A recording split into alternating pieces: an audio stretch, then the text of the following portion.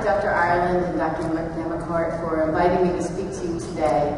And this topic is actually one that has sparked a lot of debates, both in the lay public arena, the clinical arena, as well as the scientific arena. And I believe that this has really led to shifting paradigms in the way that we think about foot strikes, footwear, and even treatment of the foot. And I'm going to talk about this in the context of the evolution of my own thinking, because I have really changed my thinking. I think it's important for us to sometimes let go of our dogma, which is sometimes difficult to do. As an overview, I'm going to talk about some of our research in impacts, foot strikes and impacts, talk about footwear, a little bit about Born to Run. Has anybody read the book Born to Run? Anybody in here? Okay, good. Introduce the paradigm shift and talk just briefly about transitioning at the end.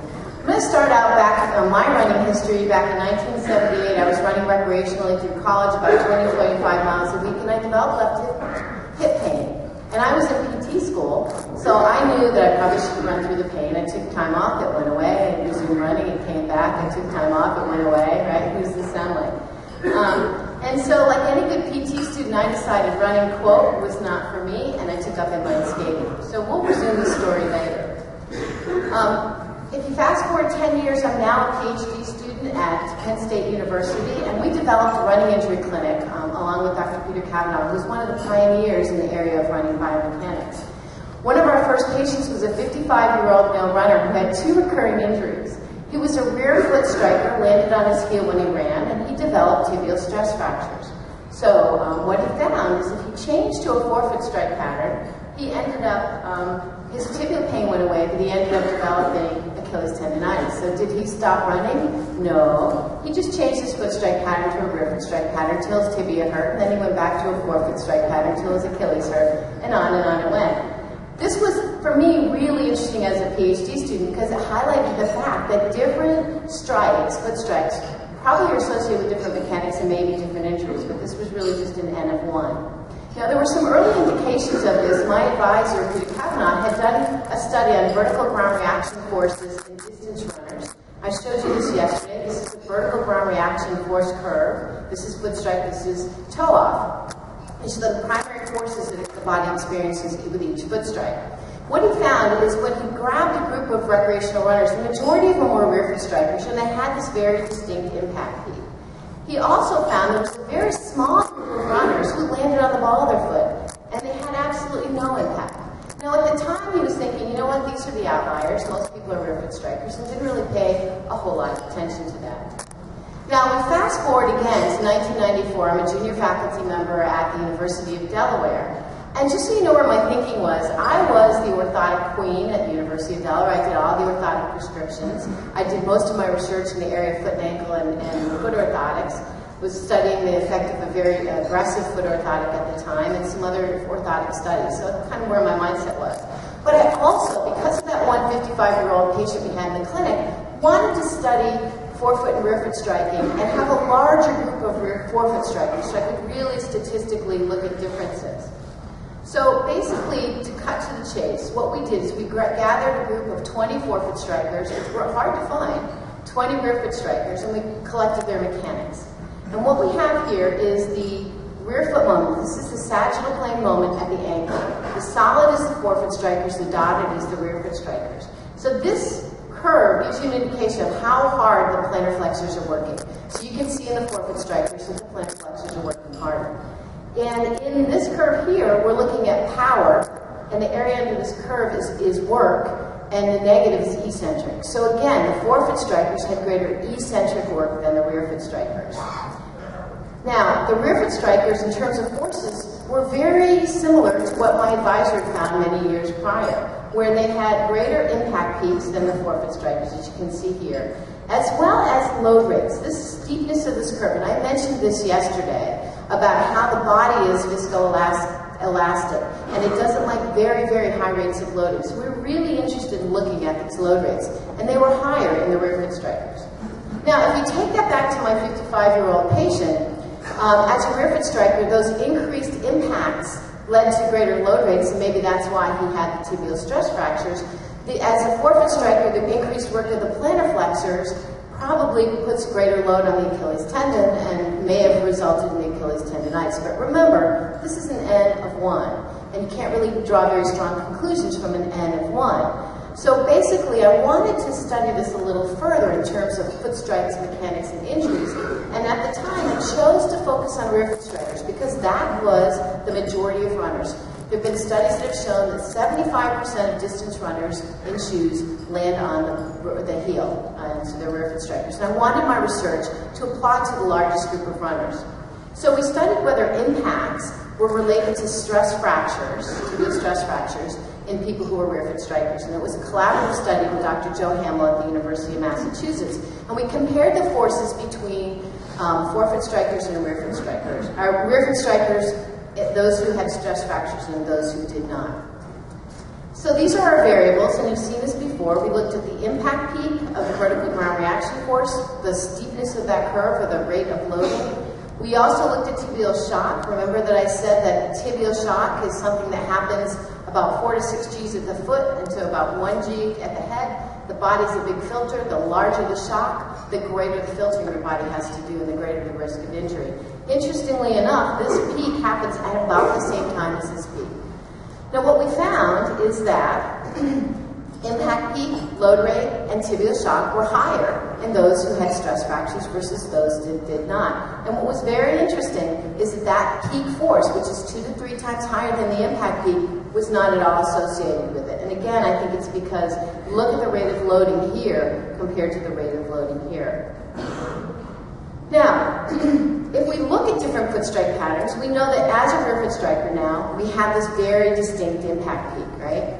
And as a forefoot striker, you typically obliterate that impact peak. It's gone in almost every study that's been done that's looked at these comparisons.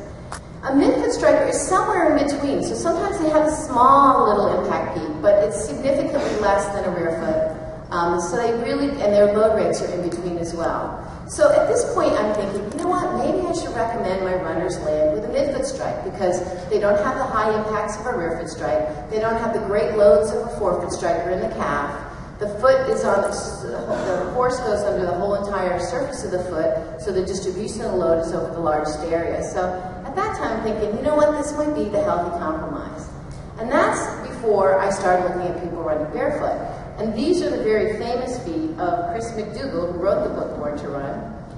And as you watch him run, you can see that he really isn't midfoot striking. He's really landing barely on the ball of his foot. It's like an airplane coming in and hovering. Lands on the lateral border, the foot rolls in and rolls back, and then he pushes off. Now, we also brought him into the lab, and what you see is that when he has that barely forefoot strike, just barely off his heel, he completely gets rid of his vertical impact peak. Interesting. Now, Chris McDougall, I took these data when he was barefoot for maybe less than a year, and I thought, you know, this may not really represent how people are designed to run because he's worn shoes all his life. And maybe there's some kind of adaptation that goes on from wearing shoes. And really that led us to looking at the mechanics of runners who've never worn shoes. This is a study that was published in Nature in which we went to Kenya and actually studied the mechanics of people who've never put shoes on. And, whoops. And what you're going to see here is a Kenyan running in the field. Looks like a midfoot strike until you really stop the action of the film. And you can see there's a little daylight under his heel, and he looks very much like Chris McDougall's foot strike pattern, doesn't it? Now, at this point I'm thinking, you know what? Maybe we aren't designed to land on our heels because people who never put shoes on don't do it. And if you land on your heels barefoot, it hurts, right? And to me, that is proof positive that we really weren't meant to land on our heels because running is something that we had to do for survival. And if we did something, if it was something for survival, it certainly wouldn't hurt us with every foot strike. Now, if you look at any of the countries where people are barefoot, this is very anecdotal, but writers always comment that they don't have the same kinds of foot-related problems that people in shod countries do, meaning hammer toes, plantar fasciitis, neuromas, those kinds of things. Kind of interesting. So why was foot gear developed? Well, if you look at the history of shoes, the earliest examples go back 10,000 years. And basically, they were shoes that were woven out of reeds. They didn't look like these, but they were very similar. Just a flat bed and some straps to hold them on. Now, these are very much like the Tamahimara Harachis of the Tamahimara who ran in the copper canyons in Mexico. And so basically the prime function of the earliest found shoes is simply to protect the bottom of the foot. There's no other clothing that really takes away the function of the muscles of the body except for the running shoe. When you look at the history of running shoes, in the 1890s, J.W. Foster and Son, now Reebok, introduced the first running shoe. 1917, vulcanized rubber was invented, and that's the Keds shoes. Remember when you were kids and you loved Keds. 1925, Adidas, or now Adidas, introduces the first customized shoe. This, to me, is the demise of the running shoe. 1963, A6 Tiger was imported by Phil Knight, and it was the first introduction of the cushion heel. 1972, Phil Knight jumps ship, he creates Nike, and develops the Cortez, and some of you might remember that Nike Cortez.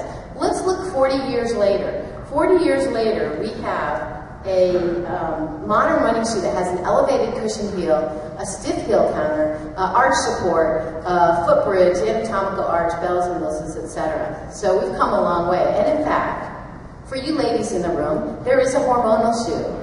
It adjusts its stiffness to your time of the month, and I actually took this off of their website. So it makes you wonder, what have we come to when it comes to shoes? We've gone from something that protects the bottom of our feet to something that's adjusting its stiffness to our time of the month. And men, I'm sorry that we don't have a shoe for you. The question is, do shoes really truly prevent pronation? Well, this is a study that came out, or prevent injuries. This is a study that came out last year by the military. It's the third in a series of studies, which was looking at the effect of footwear, running footwear on injury. And what they did is they actually took 1,000 soldiers in one group, and males and females mixed, and they prescribed their shoes based on their foot type. So low arch pronated foot would get a motion control shoe, neutral foot would get a stability shoe, high arch rigid foot would get a cushioning shoe, just the way shoe stores today will recommend shoes, and the way I used to prescribe shoes. Now, they took the other 1,000 soldiers and they gave them all the stability shoe, and they monitored them for months for injuries, and guess what? No difference in injury patterns. This is the third study. There is absolutely no evidence that all of those bells and whistles do anything in terms of injury. Now, I really believe the cushion shoe, why I say it's a demise, is it's what's encouraged that heel strike pattern. So even though you run barefoot, you don't land on your heel, when you have a cushion, it makes it comfortable to land on your heel. And 75% of shod runners are barefoot strikers. You have a longer stride, so for a given cadence, you can go faster. But guess what, guys? You pay for it with an impact peak. Barefoot runners, nearly 100. I should never say 100 because you're probably that one rogue person out there. But it would be difficult to run barefoot and landing on your heel. They have shorter strides, but they don't have an impact peak. Now, some people ask me, well, shorter strides means you're hitting the ground more times, so maybe that's really going to mitigate the benefits of not having an impact peak. This was a study done by the University of Iowa where they took a group of runners, they had them run their standard stride length and then 10% shorter. And then they modeled the tibia with a finite element model, and they modeled how many cycles to failure before a stress fracture with their standard stride length and their reduced. And they found that despite the fact that you're hitting the ground more, there were many, many, many more cycles to failure. So it took longer to fail the tibia when people were taking a shorter stride. Now, you can say, well, Irene, don't shoes prevent pronation? Well, this is your foot.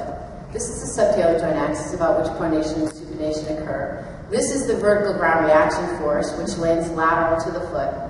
This is the moment arm. You take a force times the moment arm, and that causes the tendency to pronate. Let's take that foot, put it in a shoe, same subtalar joint axis, same orientation and magnitude of the ground reaction force. But now, because you've got a wider shoe and a little bit of a heel flare, you have a longer moment arm, and guess what? Your tendency to pronate is greater in shoes, so you have to have, a high medial midsole density and stiff heel counter to counter that. Now, medial lateral ground reaction force also can cause pronation. Here's the moment arm in shoes. Here's the moment arm when you're barefoot. Shorter. Okay, so again, less tendency to pronate. So you really have greater tendency to pronate in shoes. Now, these are the shoes of Ron Hill, who won the 1970 Boston Marathon 41 years ago. And he basically was interviewed by Andy Barefoot last year at the anniversary, 40th anniversary of his of the Boston Marathon win. And what he said is, I'm really concerned about shoes because I think they've gotten too wobbly. And when you look at those moment arms, you can can understand why. These are the shoes he won the Boston Marathon in. They're very much like the minimal footwear of today. Then you can say, well, don't shoes cushion our landings? You know, you've got to cushion your landings. You're out there running on hard surfaces. Well, let's think about this. This was some work done by one of my colleagues, Dr. Jill McNick-Gray, back in 2006. And she's interested in gymnastic landings. But she took people landing on a gymnastic mat that was laid over a ground reaction force plate. And what she did is she had them land on a stiff mat and a soft mat. When they landed on the stiff mat, their landing was softer.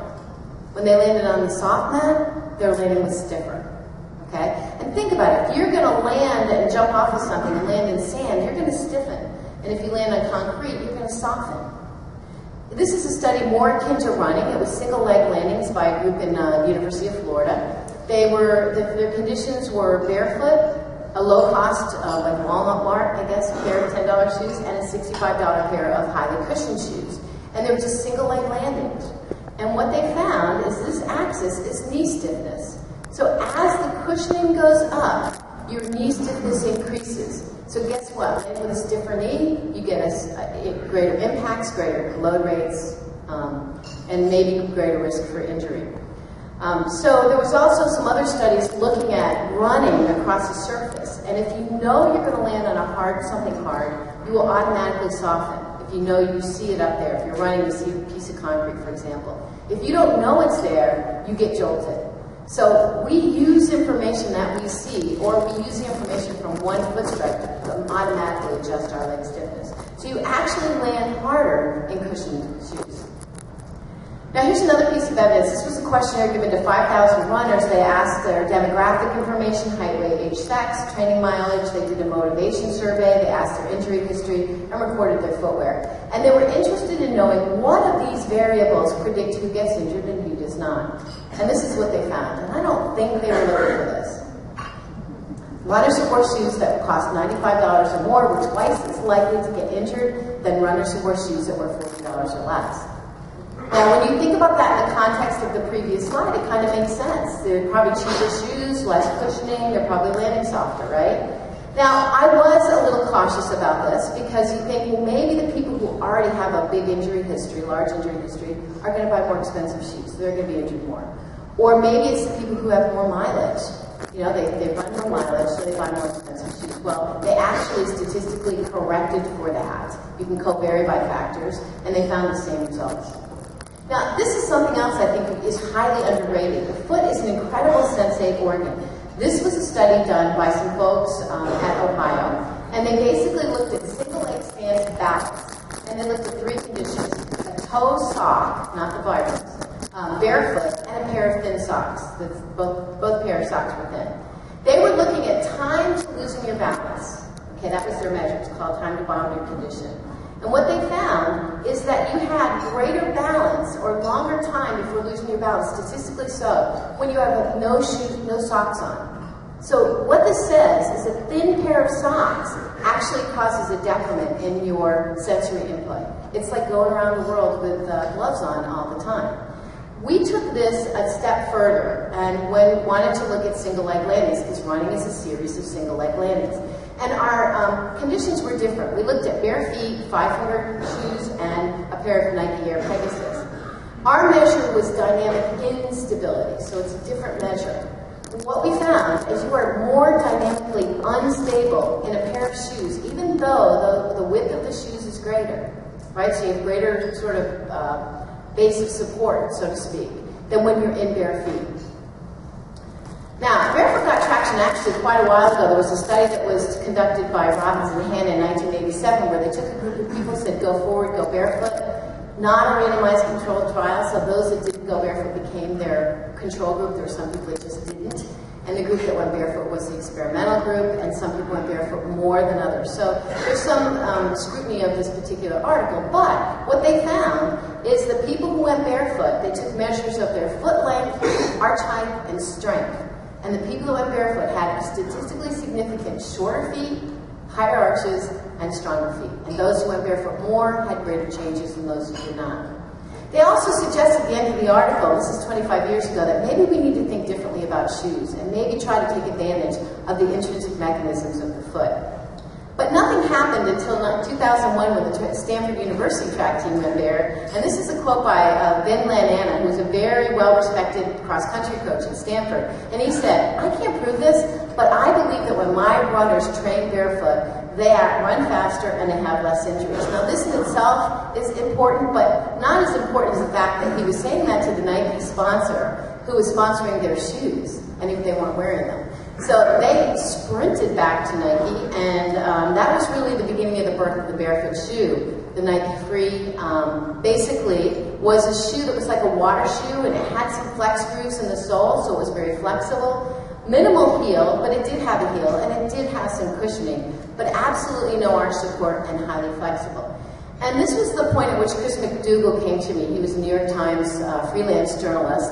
And he said to me, hey, Dr. Davis, what do you think about these Nike Frees? Now, honestly, I was still making my orthotics. I was doing some of my gait retraining work and shock returning. And I wasn't thinking about the Nike Free. I'd heard about it, no big deal. But when a New York Times journalist comes to ask you that kind of question, and you know you're going to be quoted in the New York Times, you think about it. So I actually went back to the Robbins paper, and I had just come back from the International Society of Biomechanics, and there was a study that was presented on the Nike Free itself. And this group actually took 25 runners and had them warm up only in the Nike Free and run in their own shoes, and another 25 that basically ran and warmed up in the regular shoes. So the warm-up was the only difference. They took measures of, they followed them for 5 months and took measures of strength, balance, agility, cross-sectional area of the muscle.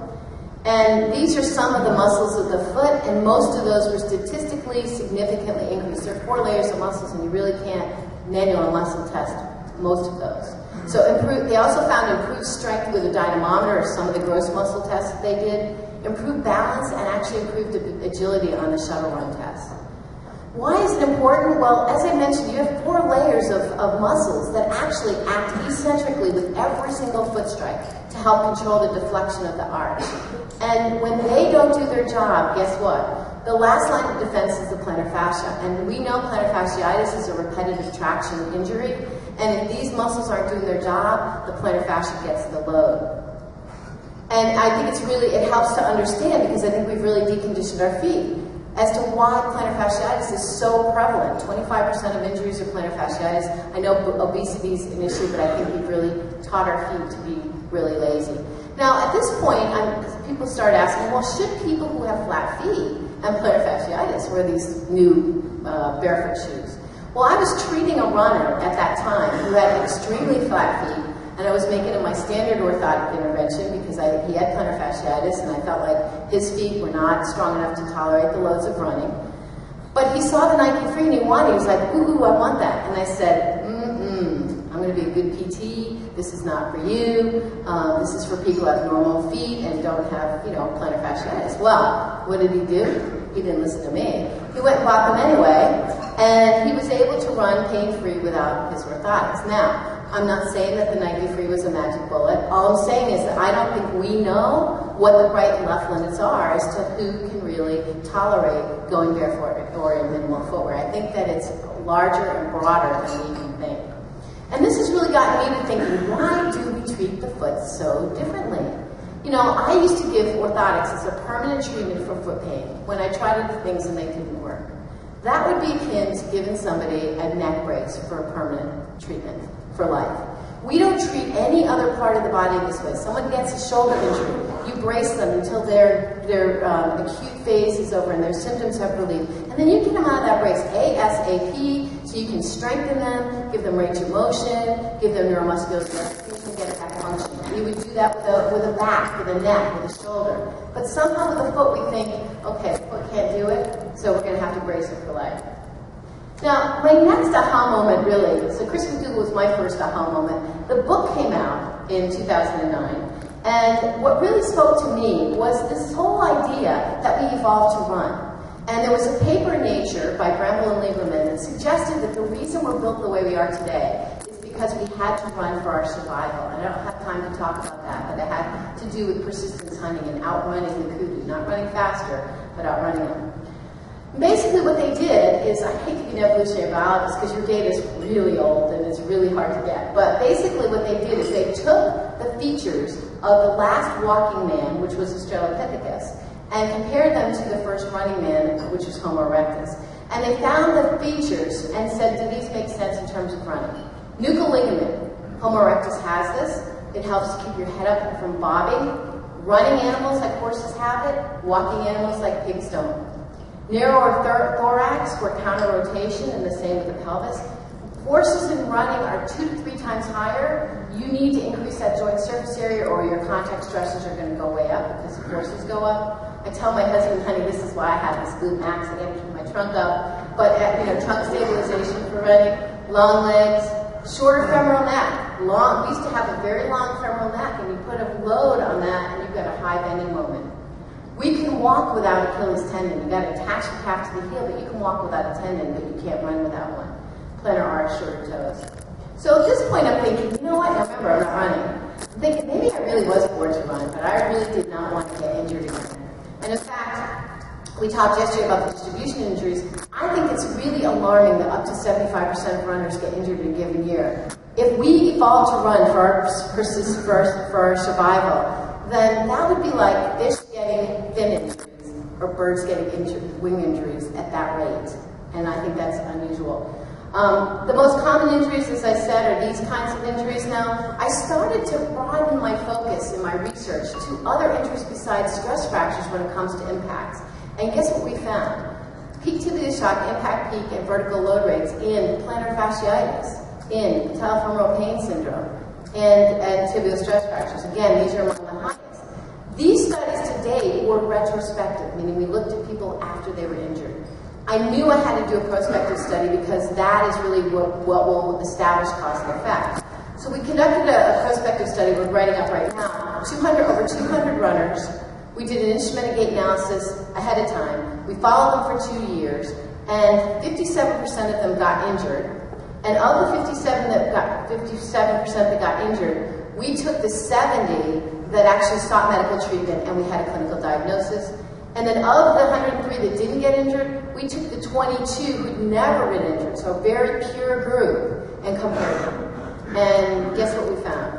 Exactly the same thing. Now this is all injuries, and this is prospective. So this, in my opinion, is very compelling. So again, I mentioned this yesterday, this impact peak that I was taught as a biomechanist is as normal as the PQRS of EKG, I now believe is abnormal. I don't think that we're supposed to have that, and I think it relates to injuries. I'm going to leave you with Eric's story. Eric was a very talented 19-year-old runner who just recently won a marathon at Delaware, and my students said, you got to talk to him, he's really interesting. Well, he told me his history. As a freshman in high school, he was a top cross-country runner. In spring, he developed pain, burning, and numbness in both legs, which progressed to foot drop. If you're thinking compartment syndrome, you're thinking right. In the spring, he underwent bilateral with catheter. He had elevated compartments in all 4 compartments of both legs. So he had 8 compartment syndromes. He underwent 8 fasciotomies. He spent the summer stretching. He gradually progressed to running, came back in the fall, and had his best season. Personal best, was doing great. Thought he was out of the woods until the spring came. Little more intense season. All his symptoms returned. His physician said, I'm not going to cut you anymore. Let's do some physical therapy. He had some flat feet. Let's get you some orthotics, and these are actually his orthotics. One of the things that Eric knew, he said to me, every single picture of me running, you can see this, I'm way on the back of my heel, and I feel that jolt, Irene, with every foot strike, and I can't change it. I've tried to change it, and I can't change it. And he just knew that that was an issue, just didn't know how to address it. So basically, in the fall of 2008, he struggled. So at this point, he couldn't even train with the team. He trained low intensity, and he ran his heart out. Even despite a second pair of orthotics, he had the classic really rock hard lower legs after every race. It was extremely painful. In the spring of 2009, symptoms intensified, 3rd pair of orthotics, no relief. So let's recount this. 8 fasciotomies, 3 pairs of orthotics, motion control, cushioning shoes, physical therapy, no relief at all. He was running with increased hip and knee flexion to compensate for his foot drop, and he was competing. The kid was so intense. He's a chemical engineer, very quiet, very retrospective. He's in the last race of his life, he thinks. And he basically is in a 2-mile county race. He's in the back of the pack, and he sees the kid in the front of the pack. He figures this is it. It's his rocky moment. He digs down deep. He finds the fire in his belly, and he goes after that kid. And I'd like to tell you that he beat him. He didn't, but he came in second. And that was enough for him to say, you know what, maybe I've got this. So in the fall, he was recruited by our cross-country coach because he's very talented. But unfortunately, long and short of it is he did not make it through the fall season. So now he thinks running is done for him. He's really depressed. His cross-country coach in high school said, hey, Eric, have you ever tried these funny shoes? He knew some of his team members had. So he just decided to put them on, and they felt so good walking around, he thought he'd try to run them. Well, he went out and ran 6 miles, which anyone who's done this knows is not what you should do, and he ended up getting very sore in his calf. He decided to be more reasonable. He started to progressively increase his running. And that was in November. This race was in April, less than 5 months later. He was running 50 miles a week, high intensity. He didn't win that marathon by a little, he won it by 15 minutes. He's won every race or personal best in every other race he's run, and the biggest part is no symptoms. After all of the other things that he had tried. Again, I'm not saying the Vibrams were a magic bullet, but what it did, it allowed him to have that natural foot strike pattern. He told me, I was off my heel. I didn't feel that jolt anymore. So basically, it addressed automatically the underlying mechanics by allowing him to run the way that I believe we were designed to run. So I really think that we need to get off our heels. I'm going to just come back to my running history. You know, it was 2009, after the book came out, I started thinking about things. I hadn't been running. 20 years of treating runners and researching running, and I'm not running. I thought, you know what, maybe I am born to run, it's imprinted in my genes, so I'm going to try to run, and I'm going to start barefoot. So I started barefoot, and at this point, 30 years later, I'm older, I'm heavier, I have every reason to be injured, and I'm running about 20 miles a week, and I haven't had any injury at all. So, transitioning. If you have been a heel striker and a barefoot striker and worn shoes most of your life, it takes patience. This is my biggest message now, getting out to people, is you cannot just do this and think you can assume the mileage that you've been running. You have to start slowly, and I'll talk quickly about a transitioning program. Hard surfaces, I think, are the best surfaces. They give you the maximum energy return, and you're going to land softer on hard surfaces. And if you're going to be running, if you're going to run all your mileage on the beach, that's fine, because you're going to develop a stiffer pattern, and that's fine. But don't take that stiff pattern out on the pavement, because now you're going to end up being at risk for injury, and that's sometimes what happens. It should be soft and compliant. When you run and you think about forefoot striking in shoes, what happens is people end up pointing their toes too much. They really end up on the ball of their foot. This is why I don't like shoes. I really, in terms of trying to train somebody. Listen to pain. Pain is a gift. I said that yesterday. You don't get a stress fracture like that. I keep hearing, well, barefooting, I've got all these people getting stress fractures. First of all, it's one of the most common shod-related injuries, running. And secondly, someone ran through pain, and I would never advocate that. The last warning I want to give you is don't ever, ever, ever go barefoot when you don't have sensation. In case in point, I have a husband who's a Green Beret, who's got a lot of testosterone. He and I are running in last November in Delaware. It was cold. I had my minimal shoes that I brought here for you. And he decided he was going to go barefoot. I said, honey, it's a little cold. Because I'm going to be fine. So I said, okay. So it's a 4-mile loop, a 1-mile loop 4 times. We're running. I run slow. He runs a little faster. We get looped. We get lapped, right, by somebody. And, you know, testosterone came out. He decides to go after him. And I just run along. I finish my 4 miles. I see him at the car. He's looking at his foot. He has a full thickness defect the size of a quarter of skin off the ball of his first metatarsal. So he didn't feel it. He ran right through it just like a diabetic will run a hole in the bottom of their foot. So please protect your feet. So here's just one transition program. I'm just going to put it up. There's lots of ways to transition. This is based on a Return to Run by Stu Warden program. Stu's at Indiana. And it basically is returning to run from a stress fracture. But basically what you do is you get people to the point where they can walk barefoot or minimal shoes briskly for 30 minutes. And then you start to interject 1 minute of each 10-minute interval. So 9 walk, 1 run, 9 walk, 1 run, 9 walk, 1 run. Then 8, 2, 7, and 3, take some breaks. See what I mean? And you have to use pain as a guide. If you're sore, take a day off. So this is sort of what we recommend. And you have to protect your feet. There are lots of ways of doing it. I'm not advocating these shoes. There are new minimal shoes coming out every single day. In fact, there's a guy named Barefoot Jeffrey that runs in the wintertime in Boston with a pair of socks and duct tape. So you just need to protect them in the cold and the heat. The only thing I've ever done is blistered my feet in the hot pavement. I've never cut my feet.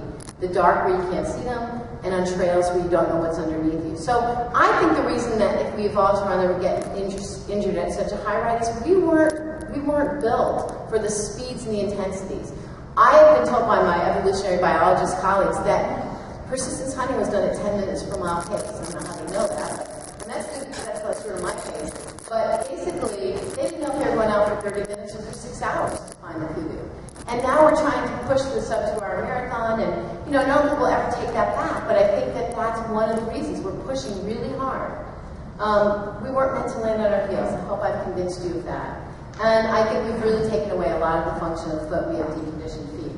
So the paradigm shift is mothers, let your children go barefoot. My kids always were the most stiffest, arch support, heels. I wanted their feet to be supported.